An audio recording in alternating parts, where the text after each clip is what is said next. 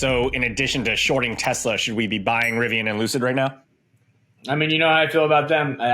My answer is yes, absolutely. I mean, I think Rivian and Lucid are going to win significant market share over Tesla in 2023 as their production ramps. I think Rivian is the more attractive of the two right now. They've been firing on all cylinders in terms of production ramp, and things look good there. They have the Amazon partnership. They're very well capitalized. You have to understand, some people are worried about Rivian and Lucid and their cash use and all that stuff. Lucid is backed by Saudi Arabia. That's not running out of cash anytime soon, folks. Okay? They've already poured so much money in there that they're going to keep that.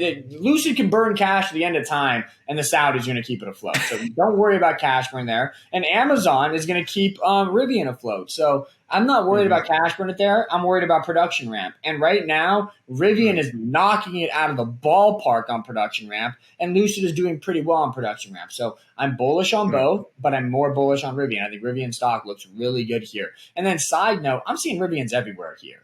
And the reason I only mention that is because when I started seeing Teslas everywhere in San Diego is the moment, like it was months before Tesla stock went parabolic in 2019. Like I started to see them everywhere, and I was like, you know, I was going online and writing articles and trying to share my research. Like, no, guys, they're everywhere. Like Model 3s are taking over the roads. And guess what? They did take over the roads, and Tesla stock went parabolic. Right now, I'm sharing the same insights about Rivians. Rivians are taking over the roads. They're everywhere. I am seeing it. And you read the reviews of them online. People love their Rivians. Love them.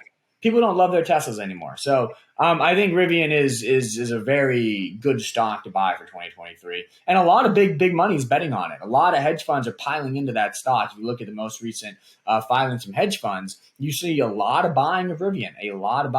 So I really do like Rivian stock in 23. I do like Lucid as well. And I think Fisker looks pretty good in 23. They just started the Ocean SUV production. SOP was in November. I think if they hit their production targets throughout 2023, that stock goes to 2025 by the end of next year. So that's a production story. Can they hit their production targets? A lot of execution risk there, but given who's in charge there, Henrik Fisker, and that company basically has already learned the way not to do it. They already know the mistakes. They've kind of seen this rodeo before. I think that they will hit their production targets. And if they do, like I said, that stock goes to 2025 by the end of next year, if not higher. So that's another one I like going to 23. I like most EV stocks, most of the bigger EV stocks, except for Tesla. Thanks for watching HGI Clips. For the full episode, head on over to our sister channel at Hypergrowth Investing by clicking the link in the description, or listen to the podcast on any of your favorite streaming platforms. We make new episodes every Wednesday, so make sure to check it out and subscribe to never miss any of Luke's Hypergrowth insights.